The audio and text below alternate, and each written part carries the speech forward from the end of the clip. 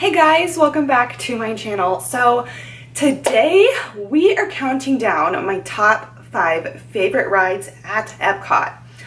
So I just want to point out before we get started that Epcot is one of the most nostalgic parks at Disney World. And I personally feel like they've kind of put it on the back burner to some of the other parks and refurbishing and updating the other parks. But 2020 is the year for Epcot. They are refurbing and adding a lot of new rides and attractions to Epcot to kind of bring it up to scale where it used to be like the top park on some people's lists. So I'm really excited to see what the future holds for this park. I know there's going to be a lot of new rides and attractions, so I might do an updated Epcot list in the next couple of years once I'm able to go and ride some of the new rides. All right, with that being said, let's go ahead and get started. Okay guys, let's start at the bottom of the list, at Spaceship Earth.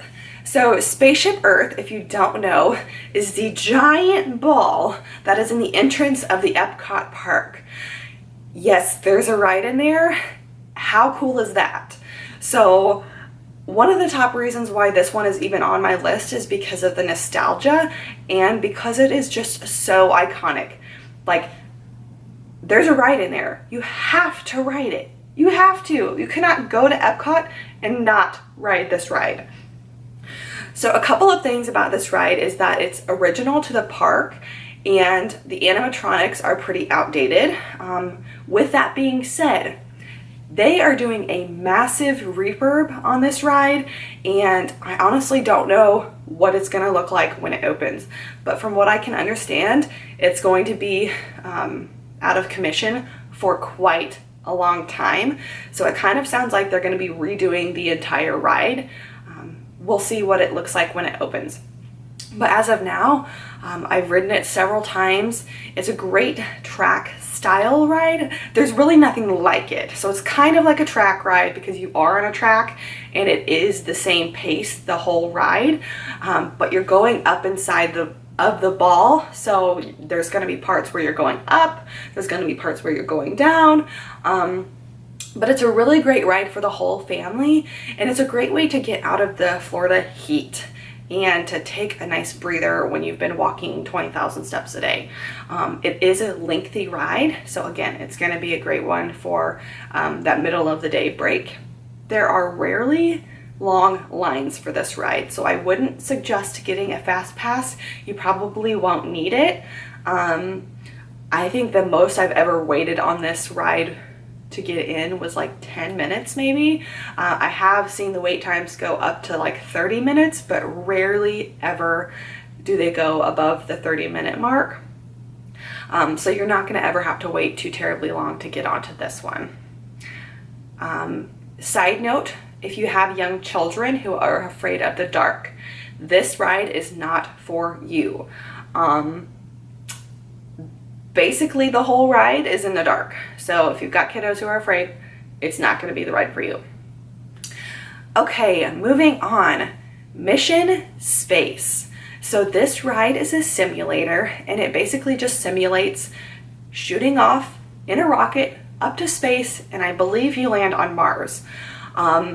There are 2 versions of this ride. The orange version has the actual G-force simulated, and then the green version does not have that spinning motion that creates the G-force. So if you are prone to motion sickness, you need to ride the green version. If you are not prone to motion sickness, you can ride the orange version. Also, if you suffer from claustrophobia, this ride is not for you. You are going to be in very, very, very close quarters and not have hardly any space to move. I'd be surprised if you can move at all on this ride. So you're going to be in there very tight. So again, if you have got claustrophobia, not the ride for you. If you don't suffer from any of those things, this ride is phenomenal. I love this ride. To me, it feels realistic. I obviously not been to space, so I couldn't tell you for sure, but it is a really fun ride.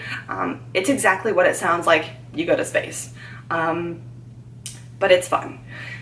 The wait times on this ride are going to be pretty lengthy because it is popular. So definitely recommend getting a fast pass on this one if you're looking to ride it, or again, rope dropping it. All right, moving on to number 3 on my list. We're going to talk about Soarin'. So the one in Disney World is actually called Soarin' Around the World, and the one at Disneyland is called Soarin' Over California. So we're talking about Soarin' Around the World because that's the one that I've actually got to ride. Let's just start off by saying, yes, this ride is totally overhyped. I like this ride. It's really fun. It's really peaceful, but there is no way in the world that I would wait 2 hours to ride this. It's not a thrill ride. It's just a nice, serene ride. So it's a simulator ride, and you basically are, I think it's called parasailing, and you're basically just like soaring around the world, and you get to like soar over all of these different places. They actually have scents that they blow up into your face so you can smell what it would smell like when you go over the dirt or when you go over an evergreen forest. So they'll puff that scent into your face when you're going over that portion of the ride. So it's really fun. It's really relaxing. The ride itself isn't actually that long. I think it's between like 2 and 3 minutes, maybe more like the 3-minute mark. So it's decent, but again, I don't think it's really worth the wait. If you want to ride it, a lot of people rope drop it. So either rope drop it or get a fast pass because it's pretty hyped up. You are going to need a fast pass or rope drop it if you want to ride. Okay, number 2 is Test Track. So I love this ride. Again, it is really hyped up. I do think that they could have done a better job with this ride as far as the crash simulation portion of the ride. Basically, you get to create your own vehicle and then test it in different scenarios to see how well it holds up in those scenarios. And then at the end, you kind of shoot out and race around the track, which is the best part of the ride, obviously. So I do think they could have done it a little bit better. They're probably not going to refurb it anytime soon because it's so popular. Really great ride. It's going to have a long wait time all the time.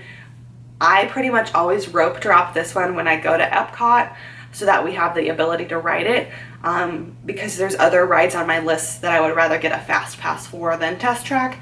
But if this one's top on your list, I definitely recommend getting a fast pass for this one.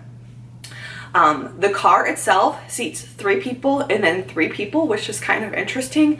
So just a little side note, if you've got like weird groups of people, it sits 3 and 3, which is kind of unusual.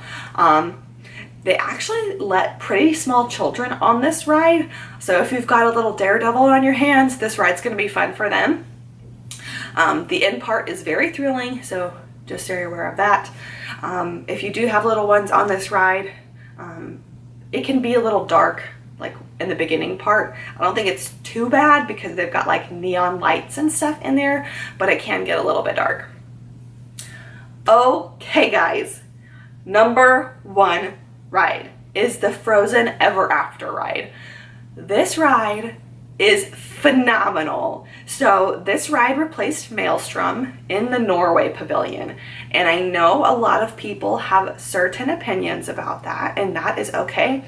I can understand why they have opinions about it, but for me, I think it's so well done that I don't really care if it's not like super Norwegian or whatever, because it's a great ride. The animatronics in this ride are gorgeous, outstanding, well done. They're amazing. You literally, it's a boat ride, and you literally feel like you're inside the movie Frozen because the characters are singing and they're so close to you. It's just got the Disney magic factor. I'm telling you what, it's straight up Disney magic, and The queue line for this ride is also really cute, really well done, and really well themed. So I don't mind having to wait too long in this line, but I will say that every time I ride it, I do get a fast pass because I know that we love it and we all love to ride it. Plus, even though it's like a boat ride, there's a couple of drops which make it more thrilling for adults. I think kids will like it too. It is, again, a little bit dark on the inside of the ride, but I think the animatronics are so bright that I don't think your kids are going to be as bothered by the darkness of this ride as they would something else, if that makes any sense. But yes, there's a couple of drops. One of them you go backwards, so hold on to your kiddos. But I love this ride. It's so great. Disney just has a way of making everything so magical, and all of the new rides that they've done in their parks are so gorgeous. I love them. Okay, so those are my top 5. I do want to say there's going to be a couple new rides that are coming out in Epcot very shortly, and I cannot wait to ride them. One of them is the Guardians of the Galaxy Cosmic Rewind ride, and then the other one is the Ratatouille ride. I've seen pictures of both, and they both look super fun. So we'll see if my top 5 list still stands in a couple of years once some of the newer rides have opened. But for now, those are my top 5. I hope you all enjoyed this video, and I hope you have a great rest of your day, guys. Bye.